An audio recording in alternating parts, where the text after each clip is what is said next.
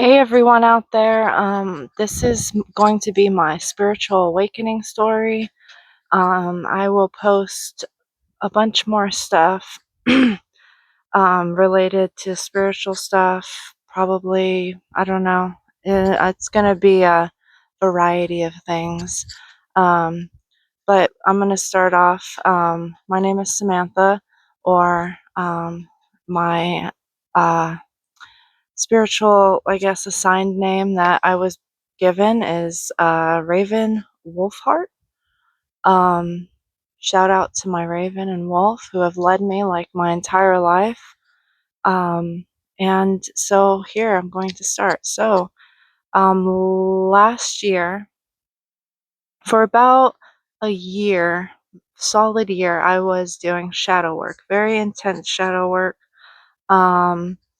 And if you don't know what that is, you basically, it means a spiritual term and a psychological term for basically uh, figuring out your what is it called? Your negative thoughts, the thoughts that loop in your head and just keep you stuck in the crap that you're going through, the patterns. Working with pattern recognition and all that, and bringing, pulling all that dark stuff into the light. And boy, did that happen. And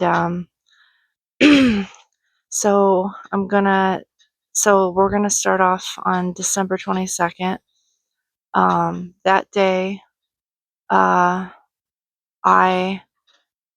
was having a panic attack, which I've been having pretty frequently since I was 25. Thankfully now they've stopped. Yay! But panic, anxiety, and it was okay. So it was the 22nd. I was having an asthma / panic attack. I mean, it was more of a panic attack, but I could not breathe. And I had called my ex mother-in-law because I expected and hoped that she would, you know, be nice and, help me calm down and everything. And instead, I got the opposite, which wasn't, a surprise. She started yelling and screaming at me that I needed to come get my stuff from her house, and it was just ridiculous. It's like no compassion, no, she only thought about herself. And I ended up hanging up on her. And at one point, my son texted me and he's like, "When are you going to come get your stuff?" And I'm like, "What?" I'm like having issues. Like, what the hell? Anyways, I told him to tell his grandmother to take my shit and shove it up her ass. Don't ever talk to me again. I'm freaking done. I am done being treated like a worthless piece of shit. I mean, it's if I told you everything, you'd slap me because it's like, why the hell did you put up with all that for so long? I have no family. I have no sisters or brothers. I was alone. All I had is my kids. And yeah, it's a long story, but and I was programmed from an early age, you know, and throughout my life, like, you need to do this, you need to be this way, you need to feel this way. Um, you know, you're too sensitive, you're too much, you're whatever, just shit, how it is. And so I ended up going to a mental crisis clinic.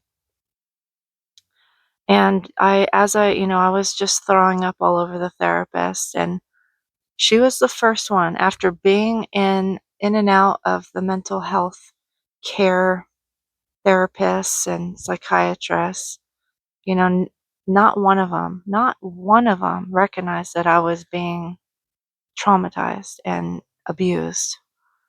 But she did. She recognized it, and she she at the end of the session, she's like, just looked at me and she's like, "I think I need to give you your life number," which, if you don't know, is a numerological thing.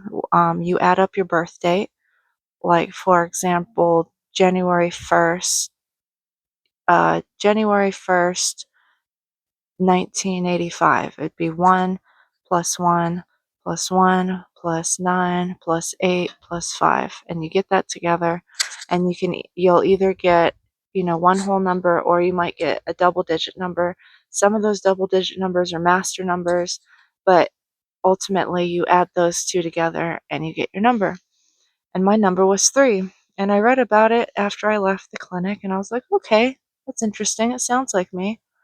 And I was like, nothing special happened that I remember, but a couple days later, I ended up going to this concert. It was a Cattle Decapitation Concert, and the starting bands were Tribal Gaze, Frozen Soul, and Aborted, and the headliner was Cattle Decap, and it was like the best show. But so I take a date there. We get there. I'm waiting in the merch line, and this man walks in. He's dressed like Jesus. So I get all excited, and I'm like, Jesus, buddy, come here. And so we hug and stuff, and he was super awesome. And ultimately, I ended up spending most of the show taking care of Jesus because Jesus got wasted. So that was funny. But we were in the crowd, and my date was like so scared. He's like, I'm gonna get hurt. I'm gonna get hurt. And I'm like, okay, for one, like, this is not that kind of show, and two, um, metalheads are pretty damn. I mean, all of them are freaking big teddy bears, and they're nice. I mean, if you don't know anything about metal, metal is very emotional and very soul, just pulls your soul out. I mean, it's so poetic and truthful, and just gobble it all up. But so, I'm just jiving to the music, and it's just awesome. And I swear, I probably say this about every show, but it was the best show I've been to, like literally. Not even because of what happened to me there, but so, backstory, I've been disabled since I was 28, with lots and lots of very scary, horrible issues. Um, and during this time, I'm also with a very abusive man. Um, so yeah, and I'm there, and I was feeling all right. Like, I've had a lot of issues standing for a long period of time or walking too much, and I was having I was feeling pretty damn good. I had my cane with me, and I had to get in the pit. I just, I had been telling my kids for like at least the last 6 months to a year, like, I'm gonna get in the pit and I'm gonna freaking go crazy. And, so I have my date hold my cane, and, my kids are yelling at me, don't go in there. You're gonna, oh, I'm sorry. That's another thing. My oldest son and my youngest son were there, and, my oldest son's band was there. So they're telling me, don't get in, you're going to hurt yourself. And I'm like, YOLO. I don't care if I break a damn hip, I'm getting in. I could die tomorrow. I don't give a shit anymore. And I'm not letting fear take me back anymore. And so I get in, and I get in 5 times, and I'm bouncing around like a ping pong ball, just boom, boom, boom, boom, boom, boom, boom. Like, it's been, I mean, it's hard to get, I've been working on getting my balance back, but woo, I was very unbalanced. So I fell about 5 times too. But, everybody helped me up. Everybody was freaking awesome. Like, and anyway, so I'm bouncing around like a ping pong ball. And at one point, I start freaking laughing like a little girl. Like, I had that, and I haven't heard that laughing about that long. And I, and, and so I start laughing. And at one point, it was such a blur, but at one point, I was in the pit, and I felt I felt myself come out of my body. And as I was going, I guess, up into the air, I could see the frequency of the music going over the crowd, and it was all colorful. It looked like an electrifying aurora borealis, but with like all the colors. And I could, I went into the frequency of the music, and I felt myself connect with everybody in the room. And I had that moment like, oh my God, we're all one. And, I've been there before. I've had these experiences before, but not as profound as this. And I come back down in my body, and I don't even remember like how things went after that. But I mean, I end up going home and everything. I don't even know if I tell my date about this experience. I really don't. I think I kind of kept it to myself. And I get home, everything's normal. And so I believe on the 25th is when my roommate left for his 3-day Christmas cruise with his family.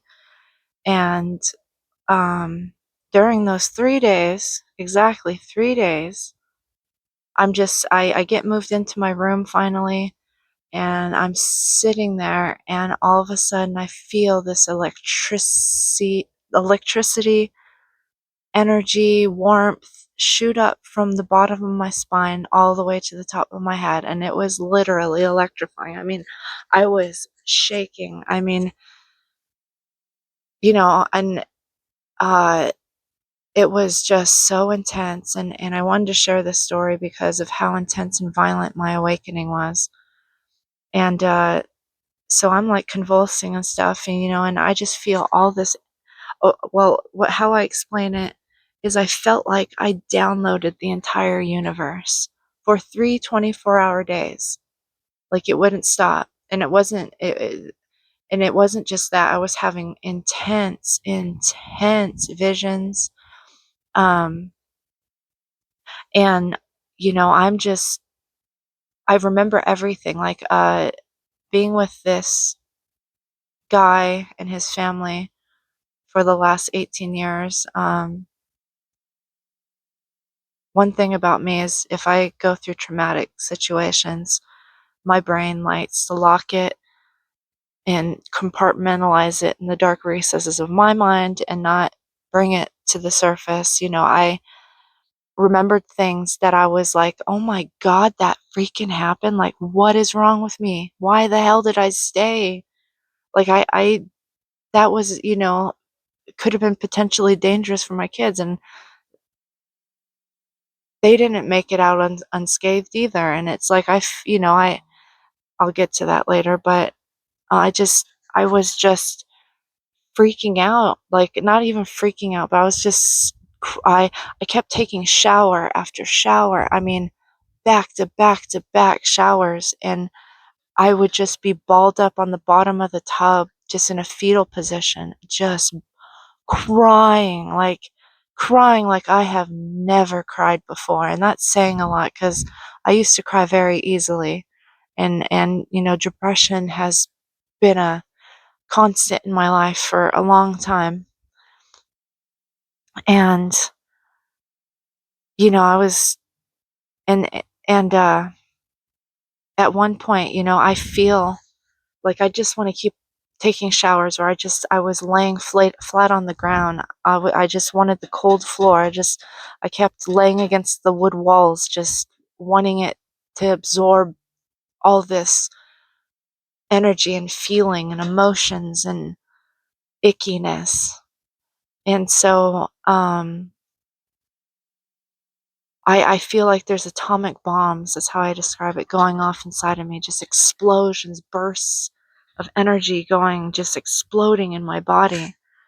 And it was so intense. And I just felt all this heat and energy coming off the top of my head. And, it got to a point where I just couldn't take it. My hair was long, it was like down to here.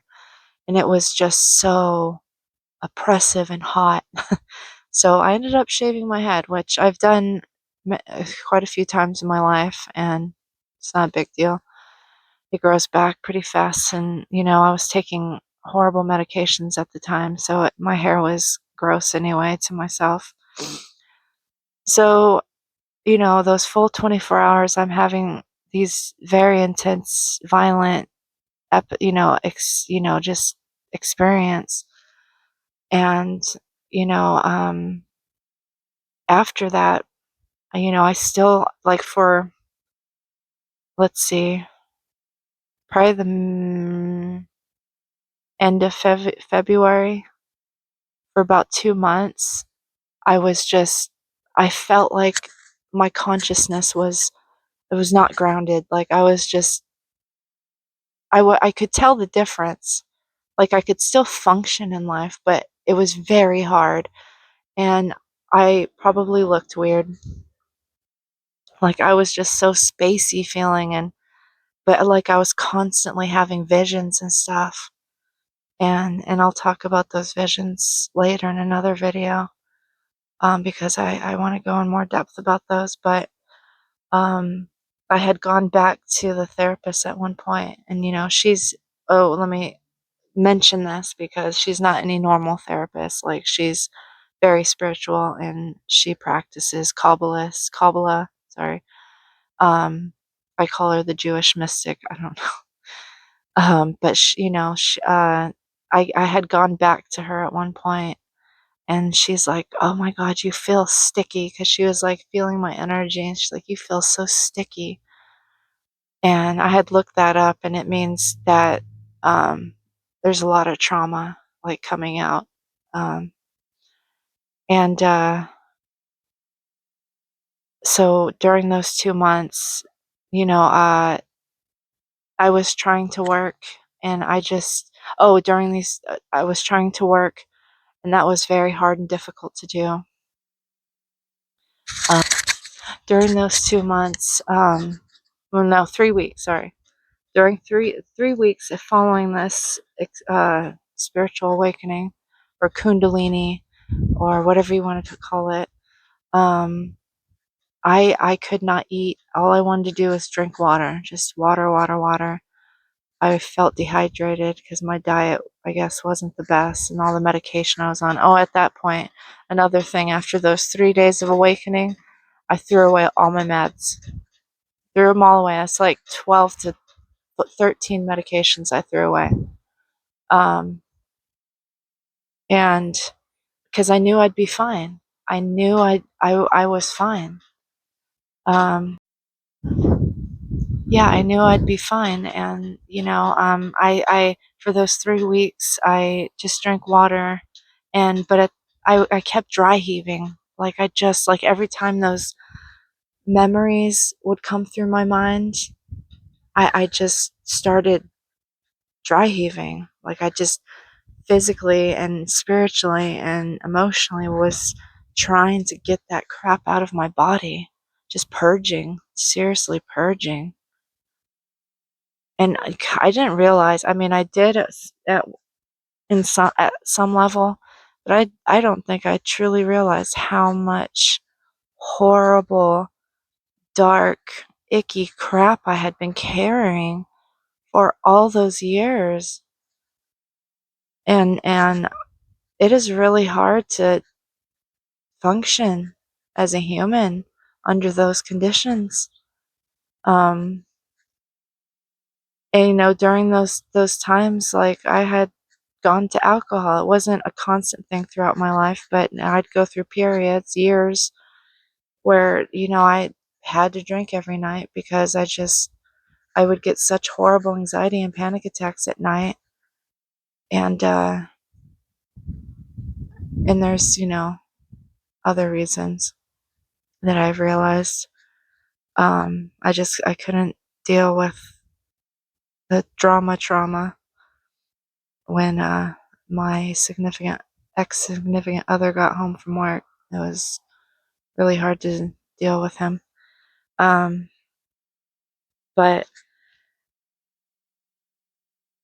and let's see. So it's been about over a month now. I've been really grounded, and getting my practices together, like my daily practices, and practicing my gifts and talents, like channeling, and able to read others' energy, and I have studied many spiritual modalities, many spiritual paths, even Christianity, which, I am grateful for because I met Jesus, but at the same time, it really didn't help either. But that's another video and another story. And I'm not banging anyone that follows Christianity at all because, I found a lot of value and stuff in it, but, there's just things. But we can go over that another time. So I've been working on channeling, and I have even been doing Reiki, long distance, which I didn't even know you could do until recently. And after my awakening, like, before that, I was actually having trouble, um, using my Reiki or my, the energy healing. I mean, there's other ways to do energy healing besides Reiki. But after my awakening, man, anytime man, the energy that comes off of me is ridiculous. Like, and one thing, if you were to talk to anybody that knows me or knew me, is I am an energizer bunny usually. I am like so full of energy. Um, I am just, yeah, I am an open antenna now. And I love it. And I wouldn't want it any other way. So I've been in constant communication with my guides and with angels and with deities, with Jesus. And it's amazing. And, I want to share what I know, what I've learned, um, with everyone, and I'm don't want to be, some snake oil salesman type of spiritual person. Um, I don't want to be any snake oil uh, type of spiritual person trying to make you believe or follow a certain thing or anything. I just want to, tell you all what I've learned and what I see, and, share with you messages from, you know, my guides and from angels and the higher realms, and relay my knowledge and wisdom to people. I have always been in the customer service industry, and the whole reason why, I mean, I've always had gifts. I swear I was born awake, but then I was abused and traumatized for so long. Like, it's really hard to, my gifts have always been there, but they're not, it's just different now. It's just releasing all that stuff, really opens you up to connect with God, connect with Creator, connect with higher realms of existence. Um, and, I don't, we need more people that are rooted in reality, yet also spiritually aware and awake. Obviously, that's been missing from our society and culture. I'm in America, and it sucks asshole. I'm sure you know. If you know, you know. But, and I also want to share my paranormal stuff. For most of my life, I was, I guess, an amateur ghost hunter, but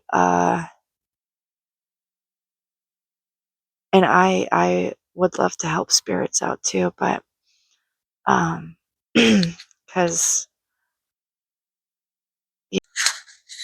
I don't have full insight on what this channel is going to turn into or where my path is headed. All I know is that I have to share.